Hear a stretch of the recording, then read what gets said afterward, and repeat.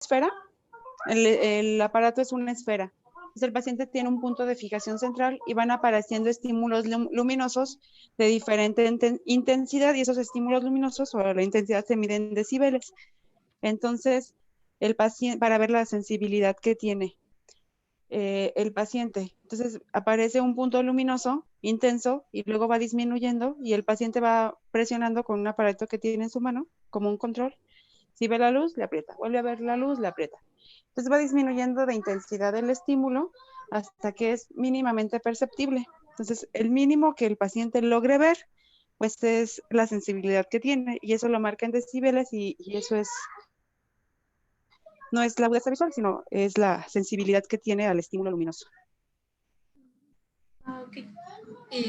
Bueno, de este lado, que es una escala de grises, es la interpretación de estos números, pero en una gráfica, en donde las zonas oscuras o más oscuras son las en donde no hubo, supongo, percepción de la luz y pues está perdiendo como ese campo visual. En esta de aquí abajo es... Exacto, mientras más oscuro esté, es menos sensibilidad tiene, o sea, necesita un estímulo con una intensidad más alta para poderlo percibir. Entonces, por lo tanto, si no logra percibir la luz, pues está totalmente en negro. Y esa zona oscura que tiene ahí, al centro, se llama mancha ciega, y eso es normal, todos lo tenemos, es donde está el nacimiento del nervio óptico.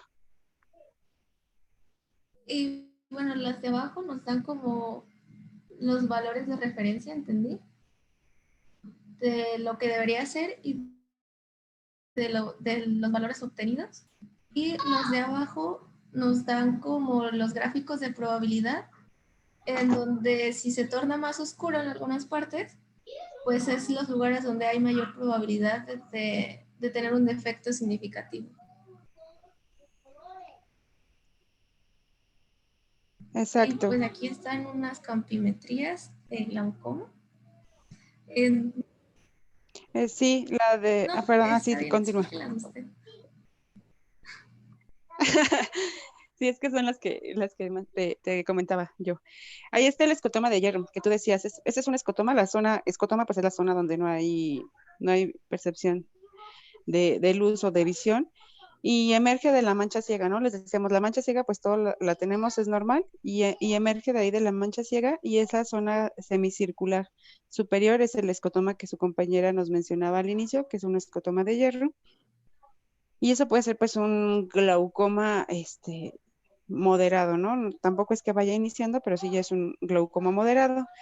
Y la otra imagen de la izquierda, pues es como tiene un paciente su visión en etapas ya avanzadas. Si ven, ya nada más tiene una isla de visión central de 10 grados, es decir, el paciente ve bien de frente, pero es un paciente que ya no puede percibir hacia arriba, hacia abajo o hacia los lados, solo ve al frente. Si ve a una persona a la cara, pues le ve la cara, pero no le puede ver el cuerpo, ¿no? Son pacientes que tienen accidentes porque no ven un escalón, porque si van manejando no ven el coche que está a un lado, si van caminando por la banqueta y pasa una bicicleta a un lado tampoco la logran ver. Si alguien les saluda y les extiende la mano, a veces ni siquiera la mano logran ver, ¿no? Entonces ya es un campo de visión muy reducido. A veces esto es difícil explicarle a los pacientes, bueno, a los pacientes no, a los familiares de los pacientes con glaucoma, porque dicen, pues es que yo veo que sí ve bien, o sea, sí logra ver hasta la tele lejos y todo. Eh, pues sí ve, sí, pero, o sea, ve bien de frente, pero todo el campo visual, toda la visión periférica, pues está disminuida, ¿no? Y así es como ve un paciente con un glaucoma avanzado. Es una visión tubular. Y ese, bueno, es también otra vez un escotoma de hierro.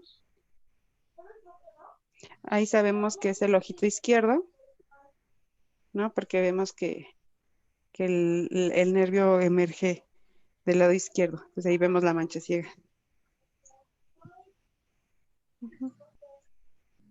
Y bueno, esta es una tomografía de coherencia óptica que nos da un análisis computarizado del grosor de las capas de las capas fibrosas nerviosas. Entonces, este nos muestra en color amarillo cuando hay un espesor moderado de estas fibras nerviosas. En rojo cuando ya hay un espesor muy disminuido, o sea, ya es un grado grave. Y el verde pues es lo normal.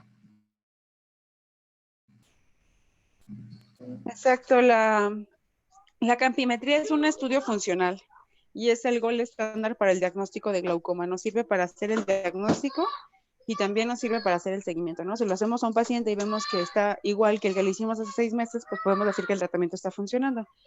Pero si le hacemos un estudio en 6 meses o un año y vemos que el esquetoma creció o hay zonas donde ha disminuido la sensibilidad, pues podemos decir que está avanzando, que está progresando, entonces tenemos que hacer ajuste del tratamiento.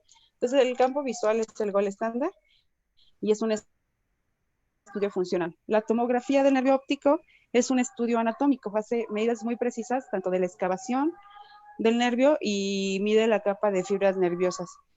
Y como tú lo dices, tiene una escala de colores que nos permite explicarle al paciente donde verde pues es normal, amarillo que está sospechoso o en el límite, y rojo donde ya hay un daño glaucomatoso o donde ya hay una pérdida de la capa de fibras nerviosas.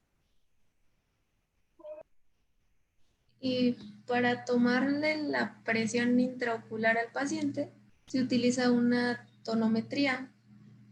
Esta funciona por un sistema de aplanamiento en donde su base es el principio de Inverfic, que es presión es igual a fuerza sobre área. Y pues esta utiliza una presión con cierta fuerza para poder saber cuál es el nivel de presión que tiene, ¿no? Entonces, aquí, estas cositas que están aquí son desechables, o sea, las cambian con cada paciente. Y tiene como, me parece que es esta ¿cómo se dice? Para ajustar la presión que está poniendo, va desde cero, desde 1, que sería una presión de 10 milímetros de mercurio, y la vamos ajustando hasta que estas líneas quedan como al ras. Estas de aquí. Y ya que llegamos a eso, multiplicamos el número que hayamos puesto en la tonometría por 10 para saber el nivel de presión. O sea, si la giramos hasta el número 2, lo multiplicamos por 10 y su presión sería de 20 milímetros de mercurio. Exacto, en realidad el conito no lo cambiamos. Ya fijo, nada más se puede lavar entre paciente y paciente, pero generalmente, pues sí es caro, entonces no se cambia, o se desecha con cada paciente, ya está fijo en la lámpara, pero sí lo puedes desmontar para limpiarlo y lavarlo entre cada paciente, y así funciona, es la tonometría por aplanación. Acuérdense que la presión intraocular normal está entre 10 a 20, bueno, 10 y 21, y cuando nosotros ponemos el conito, se ven esas dos mirillas, esos medios círculos superior e inferior, y nosotros debemos de hacer que las mirillas se junten, se toquen por la parte central, no una sobre otra ni separadas, sino que se lleguen a tocar en el centro. Y una vez que se tocan, pues decimos que ahí es la presión intraocular y ya vemos en cuánto nos da la perilla. Y como tú dices, pues tiene ahí marcado 1, 2, ¿no? Tiene 1 y luego tiene 5 líneas, y entonces sabemos que si nos da en el 1 y la segunda línea, pues ya es 12, 14, 16, o si nos da en medio, pues es un número no. Y así es como se toma la presión intraocular. Para tomarla necesitamos fluoresceína, porque esas mirillas se logran pintar con la fluoresceína, y ponerle obviamente anestesia tópica al paciente para que se deje tocar el ojo. Y esta es la lente del ionoscopio. Y pues la ionoscopia nos evalúa el segmento anterior, o sea, nos evalúa las estructuras del ángulo de la cámara anterior. Y pues nos da el grado de apertura, como lo vimos con el sistema de Schaffer, y si hay alguna anormalidad estructural en estas estructuras del ángulo iridocorneal. Y pues aquí, esta es la graduación de Schaffer, como les dije, es la universal y pues es la que utilizamos para saber el ángulo o el grado de ángulo. Y bueno, tenemos que evaluar la cabeza del nervio óptico, que es lo que se utiliza la estimación del índice de excavación. Y pues encontré que estas son las imágenes que se ven en pacientes con glaucoma, en donde vemos una excavación como moderada o grave. Y ya como tratamiento ¿Les es, puedes marcar a tus compañeros cuál es la excavación? ah, la excavación sería como esto, ¿no? Vemos como un borde. Exacto. Yo les cuento a mis pacientes que lo vemos como una donita, ¿no? Está la parte periferia, el borde del iris, digo, perdón, el borde de la papila o del nervio, y el centro, que sería como el centro de la donita. Y el centro de la donita debe tener un tamaño específico, generalmente debe ser entre un 30 y un 50% de la papila, como tú nos decías, cuántas veces cabe la excavación en la papila, debe ser como de 3 a 5 para que sea normal. Entonces, si nosotros vemos la papila de abajo, entonces podemos describirla o ustedes pueden describir esa papila como una papila pues de color naranja, de bordes definidos. La emergencia de los vasos se ven centrales y la excavación apenas se marca, debe ser como de un 20%, ¿no? Ahí se ve muy pequeñita y eso es pues las características de un nervio normal.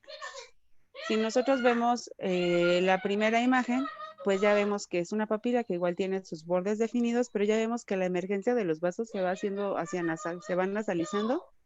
La excavación se ve muy amplia y eso que se ve abajo, ahí no se ve tan detallado, pero incluso se llegan a marcar como las celdillas de la lámina cribosa, entonces se llega a percibir la lámina cribosa. Ahí podemos decir que la excavación está como alrededor de un 50%, ¿no? Pero si nosotros vemos la otra imagen, pues ahí ya se ve evidentemente los vasos se ven ya nasalizados, ya no están en el centro de la papila. La excavación está como de un 60, 70%, y ya sí incluso se ven las celdillas de la lámina cribosa, y entonces pues esas son excavaciones que ya son sospechosas de glaucoma.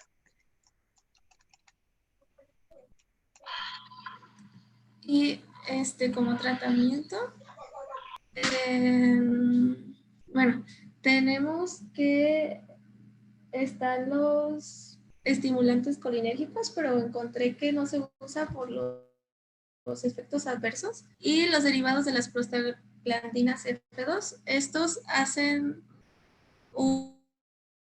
aumentan el drenaje para que se vaya el humor acuoso. Y también tenemos a los beta bloqueadores y los inhibidores de la anidrasa carbónica, que estos inhiben la producción de humor acuoso. En la inhibición también actúan los alfa-2, los agonistas alfa-2. Como mencionaba mi compañero, los beta-2 estimulan la producción y los alfa-2 la inhiben. Entonces, en betabloqueadores utilizamos timolol, se utiliza de 1 a 2 veces al día. Como análogos de las prostaglandinas, se utiliza latanoprost o travoprost. Estas se utilizan solo una vez al día por la noche. Y yo encontré que estos son los de como primera línea, ya que son muy eficaces y tienen buena tolerancia sistémica. Los agonistas alfa-2 se utiliza la brimonidina y esta se encuentra ya con timolol. Se utiliza 2 veces al día o 3 veces al día. Y los inhibidores de la anhidrasa carbónica está la dorzolamida y esta se utiliza 2 veces al día. En efecto, en el tratamiento entonces siempre se va a buscar la monoterapia. Y como primera línea de tratamiento está el latanoprost, que es un medicamento pues que se pone una vez al día. Le decimos al paciente que se pone por las noches. Y también este medicamento es el que hace que crezcan las pestañas. Este medicamento así que vende caro para el crecimiento de las pestañas es un análogo de prostaglandinas de esta familia de medicamentos. Por nada, chicas. Entonces, estos medicamentos pues se puede usar monoterapia y generalmente iniciamos con un análogo de prostaglandinas. Si con eso no controlamos la progresión del glaucoma y estabilizamos la presión intraocular, pues se puede añadir otro medicamento. Y generalmente el siguiente que usamos pues es el timolol. Si con timolol y latanoprost pues no se controla, podemos agregar alguno de los otros dos medicamentos, dependiendo de cuál sea el mejor para el paciente, ya sea brimodinidina o dorzolamida. Y si con estos 4 medicamentos, que es todos los que hay para el control de glaucoma, pues entonces ya se valora la necesidad de algún procedimiento quirúrgico. Ujú. Y como procedimientos quirúrgicos, como dijo la doctora, se utilizan cuando el tratamiento ha sido insuficiente y pues en esto podemos hacer, o se puede hacer una trabeculoplastia con láser, en donde el láser se pone sobre la malla trabecular para mejorar el drenaje. Y en una trabeculotomía quirúrgica se crea una fístula protegida con un tapete escleral que permite el flujo del humor acuoso. Esto pues es básicamente crear como una filtración artificial entre la cámara anterior y el espacio subconjuntival. Esto crea como una ampolla de filtración que hace que el humor acuoso se reabsorba.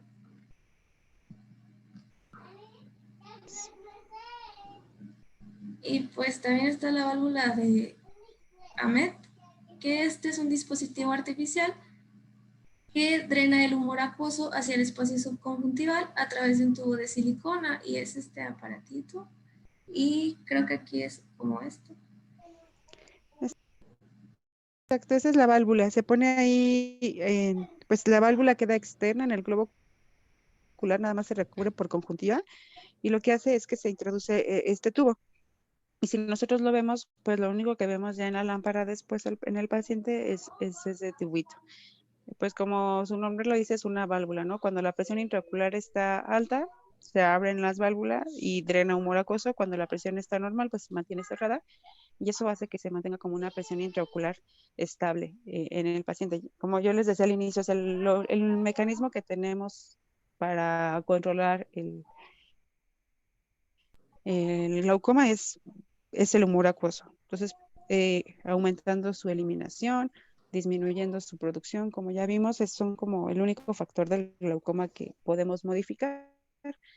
Entonces, la trabeculectomía, pues lo que hace es una fístula, como tú lo dijiste, que se hace esta fistulita, se abre la esclera, así como una carterita, se recubre igual por conjuntiva y por ahí va drenando el humor acuoso, se forma como una ampollita ahí en la conjuntiva y este humor acuoso pues de ahí se va reabsorbiendo.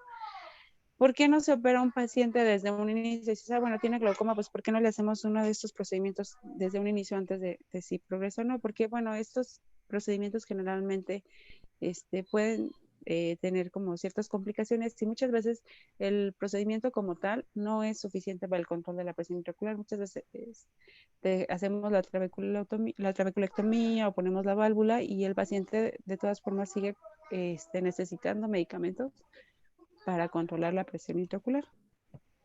Entonces, antes de pasar como a este paso, al tratamiento quirúrgico, pues siempre se explota el tratamiento médico.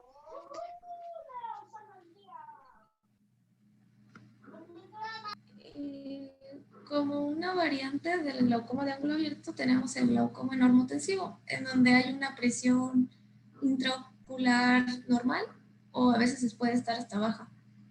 Eh, y bueno, en esta el ángulo está abierto, hay pérdida del campo visual. Para diagnosticarlo tiene que haber una ausencia o ausencia de causa secundaria. Y bueno, en estas pacientes pueden tener elevada la presión intraocular, sobre todo en la noche. Y se dice que es más fácil detectarla cuando están acostados. Sus factores igual son la edad.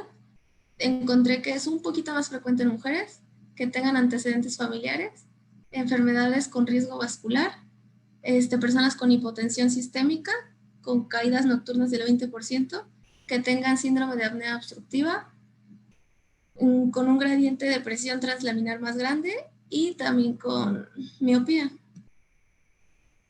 Para diferenciarla del glaucoma con presión intraocular alta, con ángulo abierto, utilizamos la conioscopía. Y en esta encontré que hay un signo característico del glaucoma normotensivo, que es una hemorragia en llamas o astillas, que me parece que es esta mancha de aquí. Sí, es esa la hemorragia en astilla. Sí, la verdad es que es muy raro encontrar un glaucoma normotenso y, pues mucho más raro ver la imagen, ¿no? En astilla, pero sí se llega a asociar con glaucoma normotenso.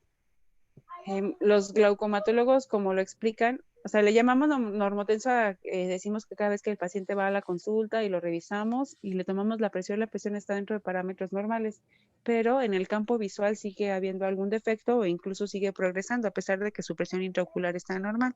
Ellos, como lo explican, es justamente eso, que muchas veces pues no le tomamos la presión intraocular al paciente en la noche o mientras está dormido, que puede ser en los momentos, acuérdense que la producción del humor acuoso y la presión intraocular pues tiene este ciclo circadiano, entonces lo explican de manera en que pues muchas veces en el momento en que no se está tomando la presión intraocular, que es en la noche, mientras el paciente duerme, en la madrugada, pues es cuando puede el paciente tener picos de presión intraocular elevada.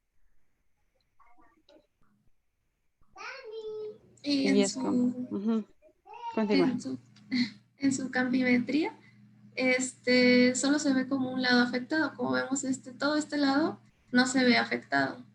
Y sí. Y bueno, estas personas suelen ser personas con migraña o con fenómeno de Raynaud, que pues recordemos que es un trastorno en los vasos sanguíneos, que hayan tenido episodios de shock o traumatismos craneales u oculares, que les haya provocado una lesión intracraneal con medicaciones como corticosteroides o beta bloqueadores sistémicos. Y su presión suele estar entre 15 y 20 milímetros de mercurio. La cabeza del nervio óptico la vemos más grande y tiene un patrón de excavación similar al anterior, pero aquí hay fosetas papilares adquiridas, ya que, bueno, estas también pueden ser congénitas, pero estas van a ser adquiridas. Y hay defectos focales de las capas de las fibras nerviosas. Y bueno, encontré que las fosetas papilares se ven como un desprendimiento macular, que se vería como en esta imagen.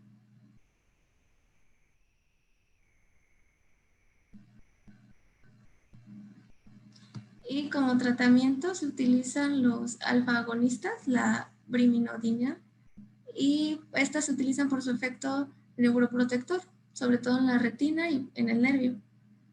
Estas también tienen una acción hipotensora y se prefieren antes que los beta bloqueadores. También se puede utilizar la dorzolamida, que mejora la perfusión ocular, y ya como tratamiento quirúrgico se puede utilizar una trabeculectomía con antimetabólitos para conseguir una presión más baja. Y las formas secundarias del ángulo abierto podemos clasificarla en pretrabecular, trabecular y postrabecular. En las trabeculares, sucede en glaucoma neovascular o en síndrome de eritrodermia ictiosiforme congénita, que es una enfermedad en la epidermis. Pero bueno, esto provoca que una membrana cubra la malla trabecular y pues se impida la filtración o el drenaje del humor acuoso. En las trabeculares, en esta hay un atranque, hay una obstrucción en la malla trabecular y unos cambios degenerativos que serán secundarios, ya sea partículas de pigmento creando el glaucoma pigmentario, a hematies dando glaucoma hemolítico, a hematies degeneradas creando glaucoma de células fantasma, a macrófagos y proteínas del cristalino, que sería un glaucoma facolítico. Si son proteínas, podría ser una uveitis hipertensiva. Y si es material pseudoexfoliativo, podría ser un glaucoma pseudoexfoliativo. Se puede deber también a alteraciones en las fibras trabeculares por edema, que daría una uveitis hipertensiva, o por cicatrización, que sería después de una recesión traumática del ángulo. No. En pigmentario se vería así, se vería este uso, que es un depósito de pigmento en el endotelio corneal. Y en el pseudoexfoliativo encontré que se vería así. También aquí podemos ver el depósito de pigmento, y pues aquí el depósito de pigmento que bloquea el drenaje. En los posttrabeculares, en estos la malla trabecular es normal, pero se ve afectado el drenaje por una elevación de la presión venosa epiescleral. Esto se puede deber a fístulas carotidocavernosas, al síndrome de Sturger-Weber o a una obstrucción de la vena cava superior. Y ya vamos con glaucoma de ángulo primario, de ángulo cerrado primario. Bueno, o sea, lo de lo que más es la primera, la que sigue. Un poquito nada más antes, me gustaría hacerles énfasis en el glaucoma no vascular. Este es muy importante porque es muy frecuente. Es muy frecuente en los pacientes diabéticos. O sea, todo lo que ocasiona isquemia en la retina como un mecanismo compensatorio va a crear neovascularización, ¿no? Se liberan factores angiogénicos y generan esa neovascularización. Entonces, esos neovasos van a crecer en la parte de atrás, en la retina, que es lo que ocasiona la retinopatía diabética proliferativa. Pero ya en etapas muy avanzadas, esos vasos van a crecer hacia el iris, se van hacia el rodete del iris, luego se van hacia el estroma y luego llegan hasta el ángulo. Y entonces ahí en el ángulo pues los tapan esos neovasos literalmente así como cabellos en una coladera que no permiten el drenaje del humor acuoso. Este se acumula dentro del globo ocular, sube la presión hasta 50, 60 milímetros de mercurio y eso puede, aparte de que le ocasiona un dolor muy importante al paciente, pues puede ocasionar la ceguera en una semana, 5 días, ¿no? Entonces, es un glaucoma muy frecuente, sobre todo en pacientes diabéticos. O sea, todo lo que ocasiona isquemia en la retina lo va a generar, pero la causa más frecuente que nosotros vemos es por retinopatía diabética ya avanzada. Entonces, era como parte del glaucoma no vascular. Si ven, como dijo su compañera cuando hablaba de la anatomía del ángulo, no es normal encontrar vasos en el ángulo. Entonces, ya si encontramos vasos sanguíneos en el ángulo, pues quiere decir que ya se está ahí generando una neovascularización patológica. Listo. Bueno, pues vamos a definir a definir como el cierre angular, se designa la oclusión de la malla trabecular por el iris periférico y a esto se le llama lo que es el contacto iridotrabecular y eso hace que se fluya el drenaje del humor acuoso. Y este ángulo puede ser primario cuando ocurre en un ojo anatómicamente o puede ser secundario que está relacionado a factores oculares o sistémicos y se asocia típicamente a una mayor velocidad de progresión y movilidad visual. Y la que sigue. Y tenemos una clasificación, una vez que había varias clasificaciones, pero es el que les voy a mencionar es el que ha sido propuesto, que el primero es la sospecha de cierre angular primario, que en la gonioscopía muestra un contacto iridotrabecular en la malla trabecular posterior que se representa en la imagen, bueno, la que contiene la imagen A, la de la izquierda, y que está en 3 o más cuadrantes, pero sin sinequias anteriores periféricas.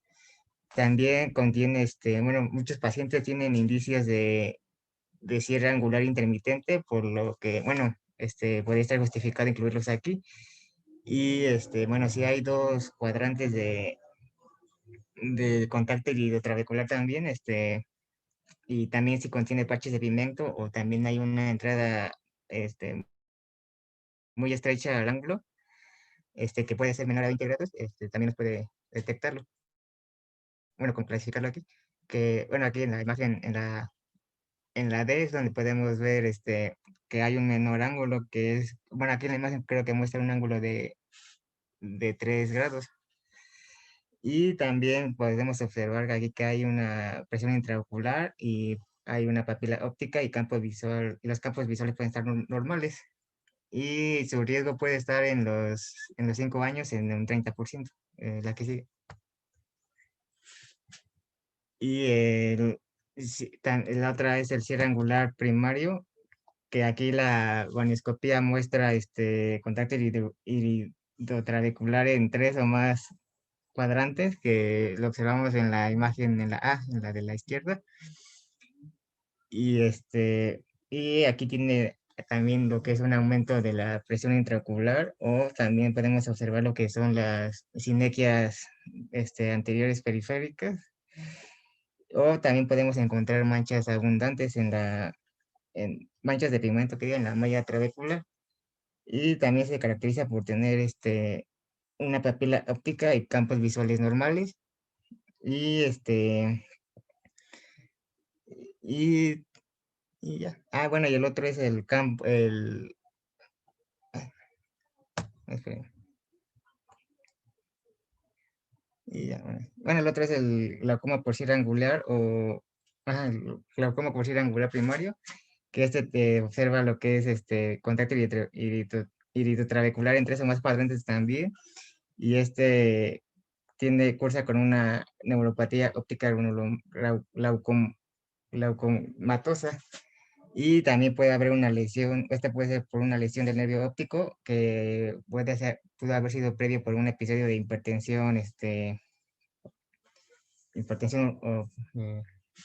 ocular, y puede manifestarse con la típica excavación glaucomatosa,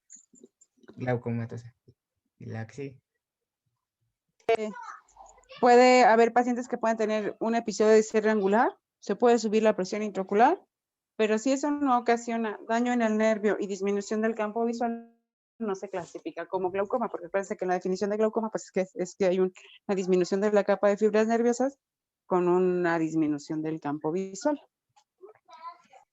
Sí, la que sí. Y tenemos su mecanismo, que es el bloqueo pupilar relativo. También había uno no relativo, pero no les voy a mencionar que aquí trata que la interrupción del flujo fisiológico del humor acuoso a través de la pupila da lugar a una diferencia de presión entre las cámaras anterior y la posterior, y esto hace un resultado de abombamiento hacia adelante del iris.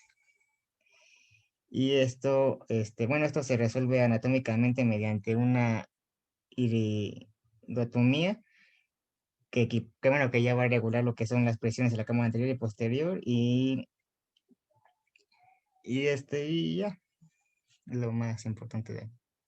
En los pacientes que tienen predisposición a un bloqueo angular, a lo que se refiere la imagen anterior, sí, en los pacientes que tienen ángulos estrechos, ¿no? Les decía como de un grado 2, grado 1, son pacientes que pueden tener riesgo de tener un bloqueo. Cuando están en situaciones de poca iluminación, ¿no? Es muy frecuente que el paciente refiere que acaba de ir al cine o estaba en un lugar con poca iluminación, pues acuérdense, cuando hay poca iluminación, la pupila se dilata. Al dilatarse la pupila, se recarga sobre el cristalino y eso hace que no pueda fluir el humor acuoso de la cámara posterior hacia la cámara anterior, ¿no? Por eso está ahí pegado la pupila al cristalino. Entonces, al acumularse ahí en la cámara posterior, pues el iris se abomba y se recarga sobre el ángulo y aumenta la presión intraocular. A eso se refiere el bloqueo pupilar. Bueno, y en los factores de riesgo está entre las personas de edad avanzada, que es a partir de los 60 años. Tenemos también el género femenino en las mujeres, y también en los antecedentes étnicos, que es más frecuente en el sureste asiático, en los chinos, esquimal, bueno, también vi que en la India, y también, como les había mencionado a mis compañeras, los antecedentes familiares, aunque yo vi que aquí los factores genéticos no se conocen bien todavía. y también en las personas hipermetropes. Y también vi que en la longitud externa vi que los ojos cortos tienden a tener una capa anterior menos profunda y ya. Una cámara anterior Y una menos cámara profunda. anterior, sí, pero Ajá. Sí, entonces acuérdense, en el primario de ángulo abierto, pues es más frecuente en miopes, el de ángulo cerrado, pues es más frecuente en hipermétropes, ¿no? Por la amplitud de la cámara y del ángulo. y en las manifestaciones clínicas, la mayoría son asintomáticos y al principio pueden haber síntomas leves de visión, que puede ser la visión borrosa, bueno, que vi que según el paciente dice que, bueno, así le entendí que la habitación está llena de humo. Y también puede haber halos que el paciente te refiere que puede haber arcoíris alrededor de las luces. Y también puede haber bueno, edema epitelial corneal o forma aguda con reducción marcada de visión. También encontramos lo que es factores precipitantes, que pueden ser los de ver la televisión en una habitación en penumbra. Y también otros, bueno, no sé si sean muy relativos, pero hay lo que son náuseas, vómitos, dolor abdominales y otros síntomas gastrointestinales. Y en los signos, bueno, tenemos lo que es la agudeza visual, va entre 1 a 10 movimientos de la mano, y la presión intraocular está alta, que va de 50 a unos 100 milímetros de mercurio. También podemos observar lo que es la hiperemia conjuntival con congestión periquerática violácea. Podemos también observar edema epitelial de la córnea y la cámara anterior está aplanada. También puede haber turbidez del humor acuoso y la pupila por lo regular está semidriática y puede estar también ovalada o verticalmente. Y Exacto. Son pacientes que tienen la presión intraocular, le sube de manera súbita, entonces si ven, lo normal pues es hasta 20, pero ellos tienen más de 50 incluso de presión intraocular y eso les genera un dolor muy, muy importante. Por eso son los síntomas vagales. Por eso el paciente tiene náusea y vómito, porque están a un grito de dolor. En realidad los pacientes llegan con mucho dolor por la presión intraocular alta. Entonces, la presión intraocular alta pues también va a generar un edema de la córnea y eso es lo que va a hacer que el paciente vea borroso, que también tenga reflejos, le vea reflejos o arcoíris a las luces. Y ahí, si ven esta imagen, pues es una córnea que no se ve totalmente transparente. La primera es una córnea que se ve con edema, está opaca, apenas deja ver los detalles del iris. La otra, pues es para esquematizar que es un paciente que tiene un ojo rojo unilateral, ¿no? Generalmente no es bilateral, es unilateral. Y bueno, así es como en la última es como se ve una córnea con edema, ¿no? Se ve, es un ojo rojo, edema de la córnea, no se ve transparente, no se ve pulida, no se ve bonita y puede tener unas microbulas o unas ampollitas en el epitelio. Y la pupila generalmente la encontramos así, en midriasis media o midriática totalmente e hiporrefléctica. bueno, vamos a hacer unas pruebas complementarias, también se pueden utilizar para hacer el diagnóstico con los signos que les mencioné, y también podemos ocupar lo que es la tomografía de coherencia óptica, creo que se llama así, del segmento anterior. También podemos ocupar lo que es la biomioscopía por ultrasonido, y estas por lo regular sirven para complementar los hallazgos conioscópicos y también para educar al paciente. También podemos ocupar medir la cámara anterior. Esta vi que nomás bueno, que es útil en algunos casos. Podemos optar una biometría hemática, si se plantea extraer el cristalino.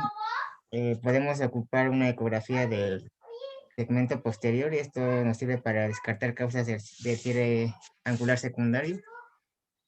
Y también podemos ocupar pruebas de provocación que sirven para valorar la propensión a padecer un incremento brusco de la presión intraocular. Y ya, bueno, la que hice. ¿Por qué te pone como tratamiento la extracción del cristalino? Mm,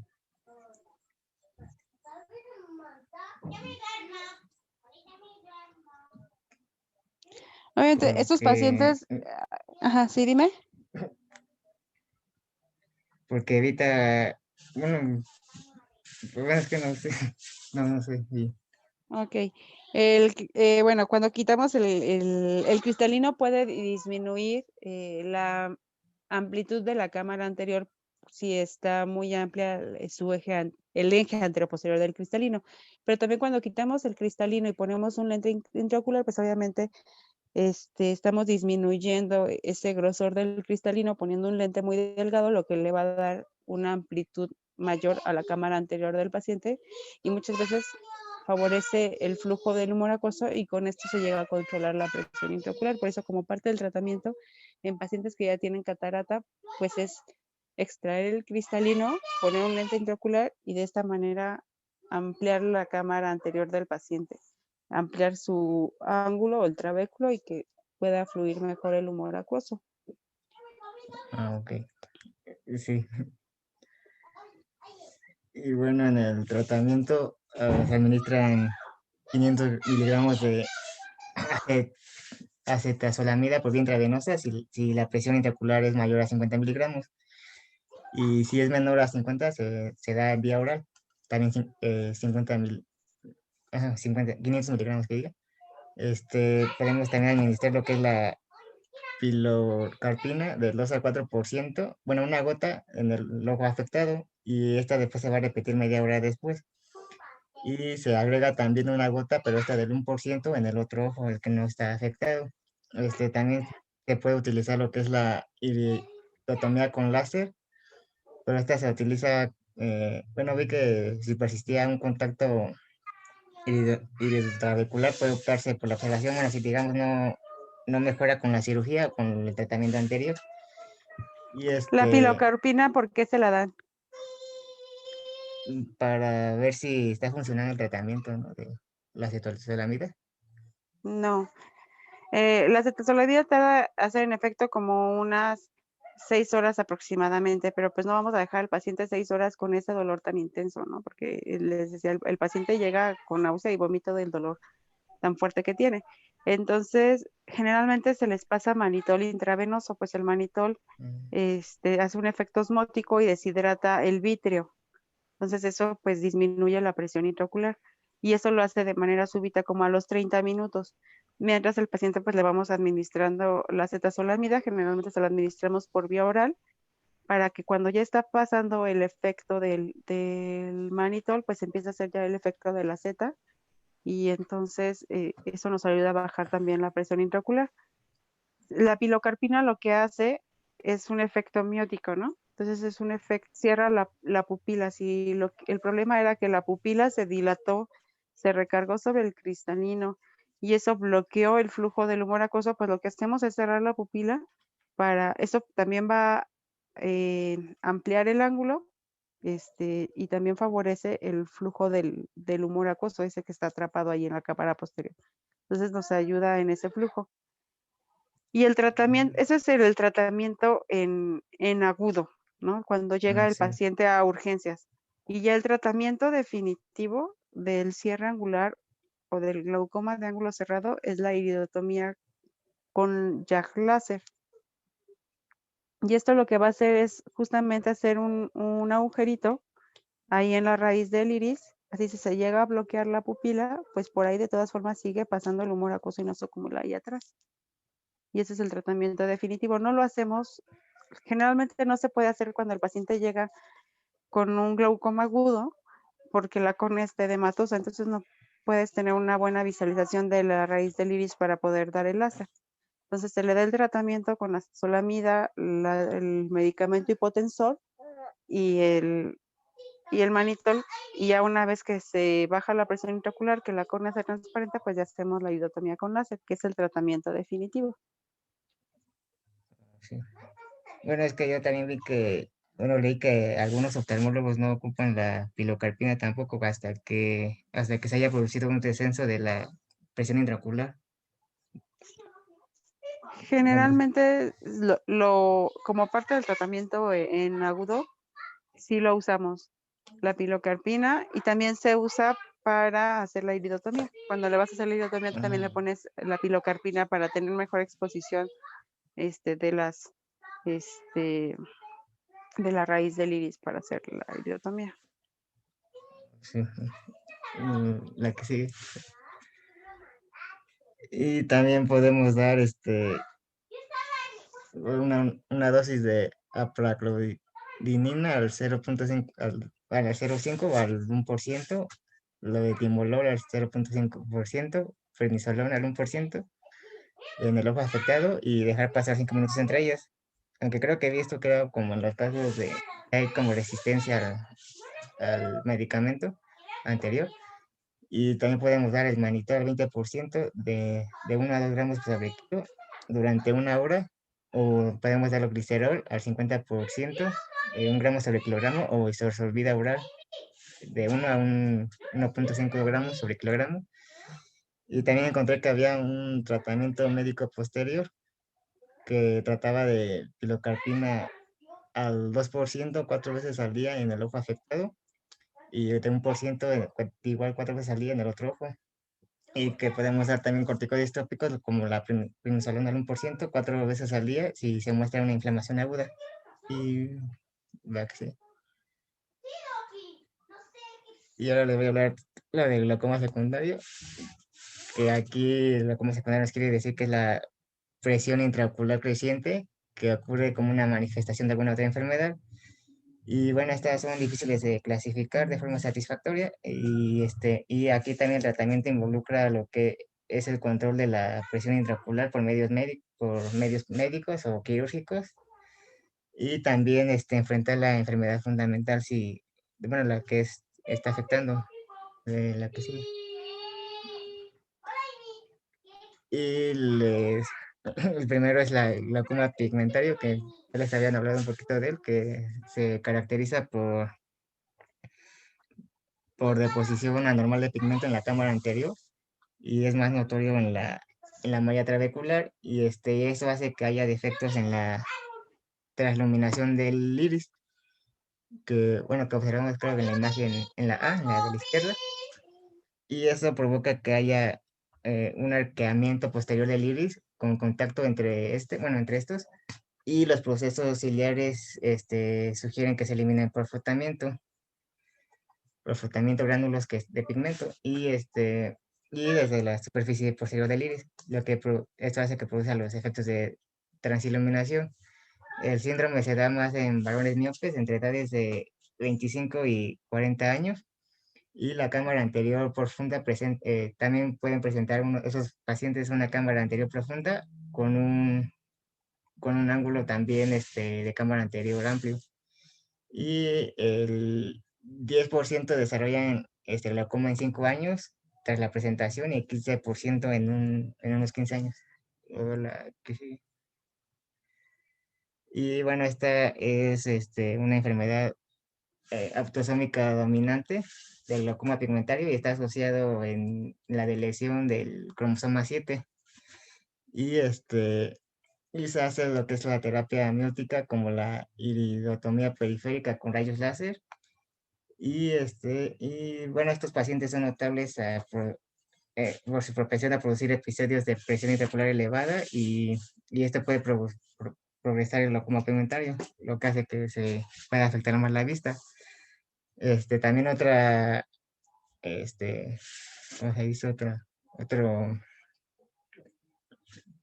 otro mal pronóstico, pues sí, como mal pronóstico es decir que la escasa edad, que se diagnostica muy lento a una escasa edad y esto hace que se incremente la posibilidad de que se requiera un tratamiento quirúrgico del drenaje del glaucoma y se puede utilizar terapia antimetabolito. Y también se ocupa con frecuencia lo que es la trabeculoplastia con rayos láser. Sí.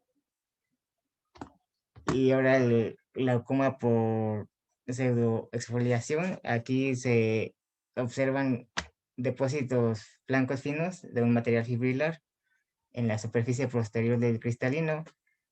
Y aquí los procesos ciliares en la zónula y la superficie posterior del iris puede haber desprendimiento de la cámara posterior y en la malla trabecular.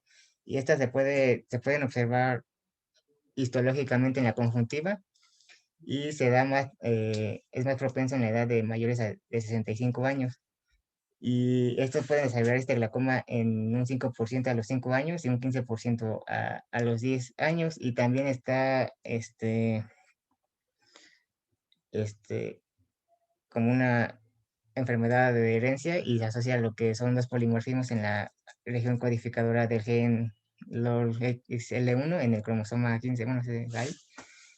Y el tratamiento es similar al del glaucoma an- abierto, el primario abierto, y tiene una incidencia de complicaciones durante la cirugía de cataratas. Y, y ya, bueno, la que sigue.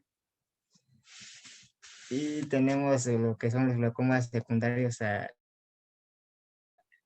cambios en el cristalino, que eso se da más frecuente si hay una dislocación del cristalino, que es el resultado de un traumatismo, o a veces puede ser de una forma espontánea que está relacionado con el síndrome de Marfan. Y tenemos lo que es la dislocación anterior y la posterior, y en la anterior lo que hace es que causa una obstrucción de la apertura pupilar y conduce a lo que es un iris abombado y un ángulo cerrado. Y en la dislocación posterior, en el humor, se asocia con lo que es el humor vítreo y puede estar causada también por una lesión angular en el momento de la dislocación traumática. Y en el tratamiento, la dislocación anterior puede ser la extracción del cristalino o en la posterior el cristalino solamente se deja solo. Y por lo cual también es igual con el glaucoma de ángulo abierto. La que sigue. Y tenemos también la intumescencia del cristalino, que esta es una condición muy rara, así que no es muy frecuente. Y esto hace que se capte fluido en el cristalino, o sea que entra como agua y eso hace que aumente marcadamente de tamaño. Y entonces, bueno, puede meterse el agua en la cámara anterior y producir lo que es un bloqueo pupilar o lo que es ángulo de acumulación y después lo que hace un glaucoma de ángulo cerrado o agudo. Y en el tratamiento es, bueno, la extracción del cristalino. Y ya, la que sigue.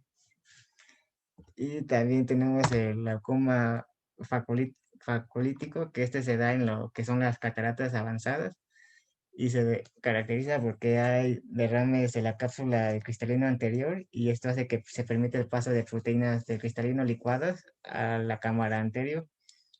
Este, también vamos a observar que hay una reacción inflamatoria en la cámara anterior y observamos lo que es una malla trabecular edematosa y obstruye lo que son las proteínas del cristalino. Y esto conduce a lo que es la elevación de la presión intraocular. Y tenemos el tratamiento que es la extracción del cristalino y la terapia esteroidal tópica. Y ya, la que sí. Y tenemos otro secundario traumatismo que son lesiones del globo ocular por contusión que pueden asociarse con una elevación en la presión intraocular por sangrado, que es el sangrado de la cámara anterior, que se le conoce como ifema, y esto hace que la sangre bloquee la malla trabecular y hace que se vuelva edematosa por la lesión. El tratamiento es médico al inicio o también puede requerirse cirugía si la presión permanece elevada. Y los efectos ulteriores de lesiones por contusión sobre la presión intraocular son causados por daño en el ángulo directo. Y, y también, bueno, observamos que que hay un intervalo entre la lesión y el desarrollo del glaucoma y esto hace que se pueda oscurecer la asociación. La cámara anterior se ve más profunda que en el otro ojo y la guanoscopía muestra recesión del ángulo.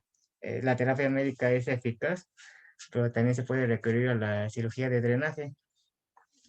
Y la ruptura por contusión o laceración del segmento anterior se asocia con la pérdida de la cámara anterior y si la cámara no se puede deformar, se formarán lo que son las sinequias anteriores periféricas que resultarán en ángulo cerrado y reversible.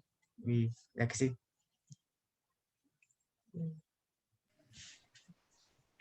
Y Bueno, en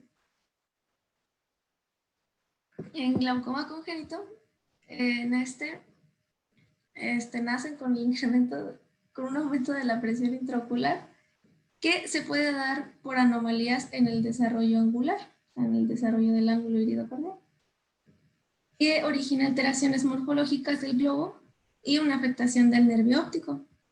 Esto también provoca una ceguera irreversible y su presión está más allá de los 18 milímetros de mercurio. Sucede en uno de cada 15,000 nacidos y el 75% es bilateral. Y bueno, en esta también lo podemos clasificar si es aislado o primitivo, en donde hay restos de tejido embrionario, que suele ser del mesodermo, en el ángulo. Y esto forma una membrana que se conoce como membrana de Barkham, que ocluye la malla trabecular y impide el drenaje acuoso. Puede estar asociado a anomalías oculares, en donde estos ojos tienen anomalías que son secundarias que pueden desarrollar glaucoma. En esta está como la aniridia, que es la ausencia del iris, en los microoftalmos o en las microcórneas. A las anomalías sistémicas a nivel ocular, las anomalías sistémicas a nivel ocular pueden desarrollar glaucoma. Y esto ocurre igual en anomalías en el mesodermo, como sería el síndrome de Marfan, el síndrome de Marchesani, la enfermedad de von Hippel-Landau o anomalías metabólicas como la homocistinuria, la alcapoturia y algunas cromosopatías, que estas pues en sí son como enfermedades vasculares como el síndrome de Marfan que provocarían un glaucoma congénito. Y puede ser secundario cuando no existe una anomalía angular. Entonces, este glaucoma se produce como evolución de otro proceso, como puede ser si tuvo rubiola en el embarazo o si hubo persistencia del vitro primario en retinoplastías de la prematuridad, que pues nos provocarían este glaucoma. Y pues los bebés se van a ver con un edema corneal, tendrán lagrimeo, blefarospasmos, fotofobia, buftalmos, que es el crecimiento del diámetro anteroposterior, miopía axial y un diámetro corneal mayor a 12 milímetros o megalocórnea. Habrá un desgarro de la membrana de Descemet y un aumento en la profundidad de la cámara anterior. Y pues encontré que se ven como estas imágenes. Este es unilateral y pues se ve así. Y pues el diagnóstico es básicamente clínico. Si encontramos alteraciones en la córnea y en las papilas, y pues utilizamos la tonometría y la ionoscopia y biometría para descartar pues las causas secundarias y saber qué tratamiento tomar. Y pues si el tratamiento es quirúrgico, normalmente el pronóstico de estos pacientes es malo, ya que pues causa la ceguera irreversible y pues necesitan fármacos que controlen la presión intraocular. Se hace una goniotomía que consiste en cortar la membrana que bloquea la salida de líquido, que pues podría ser la membrana de Barkham, que pues bloquea la malla trabecular, o una trabeculectomía desde el exterior, que sería esta. Y eso sería todo. Entonces, acuérdense cuando vimos dracioestenosis congénita, pues que parte del diagnóstico diferencial era el glaucoma. Ya ven los datos clínicos de glaucoma, ¿no? Es el blefaroespasmo, niños que tienden a estar apretando los ojos, la fotofobia, la sensibilidad a la luz, el lagrimeo y el crecimiento del globo ocular, porque en ellos pues los tejidos no están tan rígidos todavía. Entonces al aumentar la presión intraocular pues también tiende a expandirse el globo ocular o a crecer, por eso es que se le ven los ojos tan grandes, pero esos son como parte de la tríada clásica, ¿no? El lagrimeo, el blefaroespasmo y la fotofobia en estos niños. Es importante tenerlo en cuenta para poder hacer un diagnóstico temprano. Si se hace un diagnóstico temprano, pueden crecer y tener visión toda su vida.